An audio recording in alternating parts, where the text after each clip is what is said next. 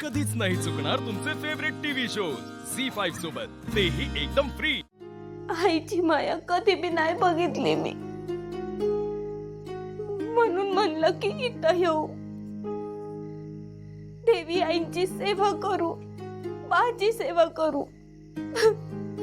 मी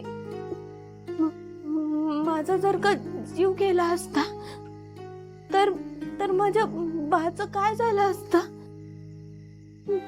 माझ्या गणूचं काय झालं। मी बाला नाही खुश ठेवू शकत, मी बाला नाही सुखी ठेवू शकत। मला अक्कलच नाही, येडी आहे मी, अक्कल नाही मला। मी ना कुणाला मी कधीच नाही सुखी ठेवू शकत। मी आता काय करू, मी काय करू, मला ना मला काय बी सुचना झालंय। मला लय रडू येतंय, असं ना दाय मोकळून राहावंसं वाटतंय, पण मी माझ्या बासमोर नाही रडू शकत। माझी आई असते ना तर आईचं पदर धरून रडले असते मी, तिच्या समोर मन मोकळं केलं असतं।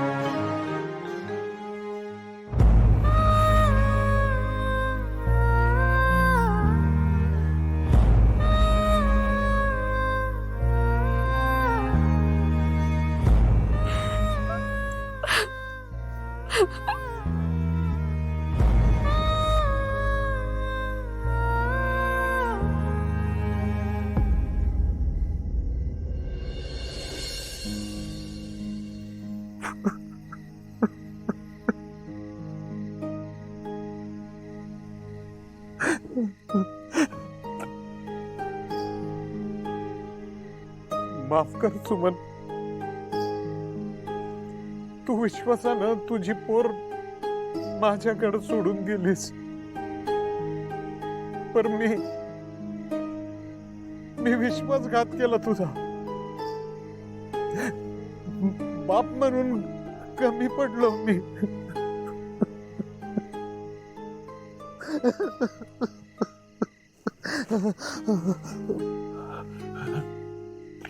आदित्य बाबा,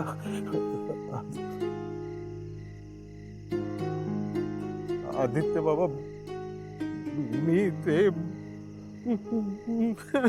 मामा मामा मामा मी समजू शकतो।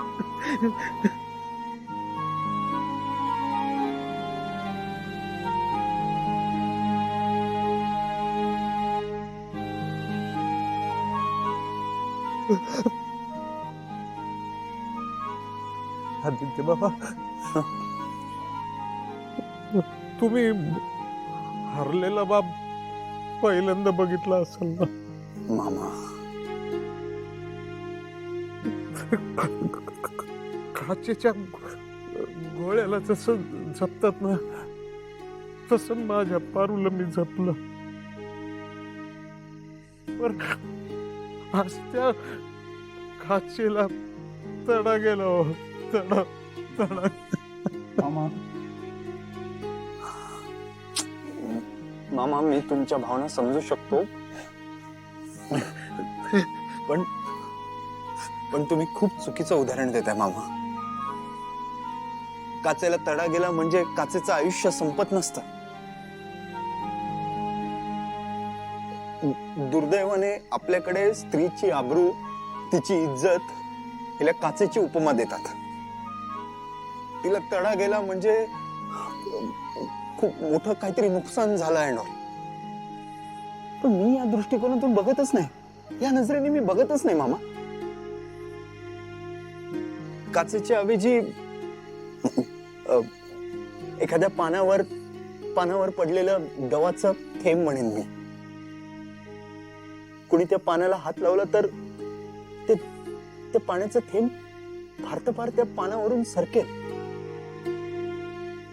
पण ते पुन्हा मातीत मिसळून त्याची वाफ बनवून पावसाच्या सरी बरोबर पुन्हा कोसळेल. आदित्य बाबा, मी तुमच्यापेक्षा जास्त पावसाळे बघितले. मी वयानं आणि अनुभवानं मोठा आहे तुमच्यापेक्षा. पण तुम्ही आता जे बोललात ना, जे शब्द वापरलेत ना, त्यामुळं तुम्ही माझ्या मनात लय मोठे झालात, लय मोठे झालात मामा.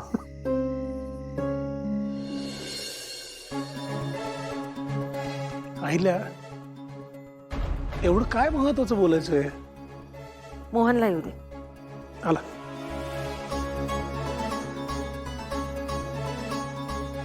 हा वहिनी, मला तुम्हाला सगळ्यांना काहीतरी महत्वाचं सांगायचंय. मी मारुतीला वचन दिलंय, त्याच्या मुलांची, पारूच्या लग्नाची जबाबदारी आता किर्लोस्करांची असेल.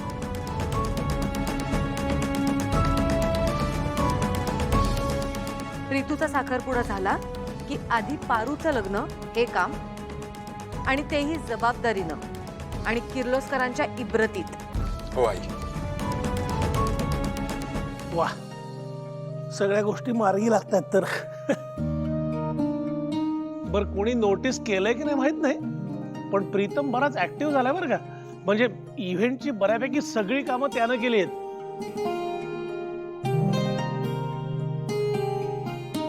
नाही केली?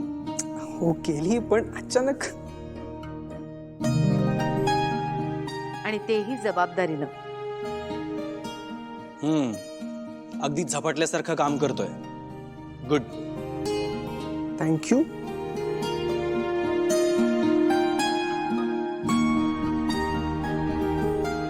योग्य मार्गावर आहेस, बरं वाटलं. आणि आदित्यने तुझ्या आणि पारूच्या मैत्रीबद्दल सुद्धा सांगितलं, ऐकून खरंच छान वाटलं. आज अख्खं जग मला जरी अहिल्यादेवी किर्लोस्कर म्हणून ओळखत असलं, तरी मी तुम्हा दोघांची आई आहे ह्याचा मला सार्थ अभिमान वाटतो.